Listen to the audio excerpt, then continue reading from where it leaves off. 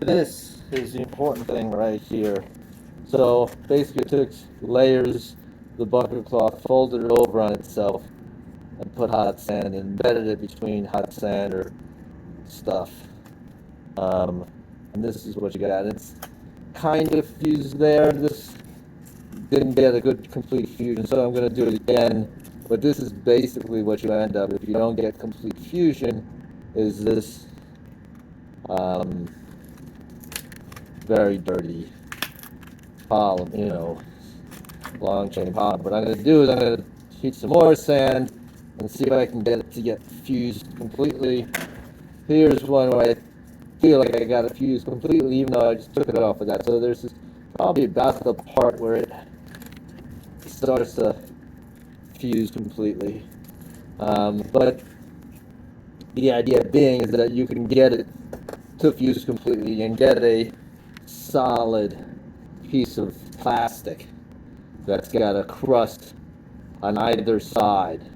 And you can build things utilizing this material, which is basically garbage. That's the long and the short of it, is you can take these bags and take sand and heat it up and get a solid material. Here's one that I made that I went around a soda bottle, covered it with cardboard, and created this form, right? So it was, it was a Powerade bottle, and and then I covered that whole thing with cardboard, and then what I can do is I can take this, pull it out, whatever the sort of, it was acting as a kind of a release and a way to,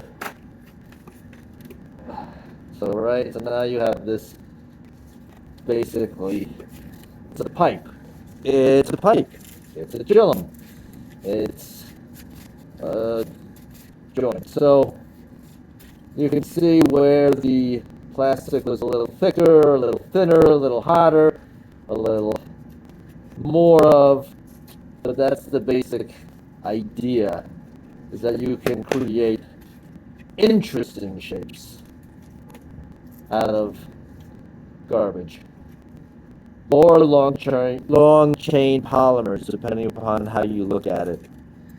I prefer to look at it as long chain polymers, just waiting to do something fun. I thought this was kind of fun. So yes, functionality wise, that's what I got. Something like that, all sorts of orientations. Fascinating, Pete. Fascinating. Thank you.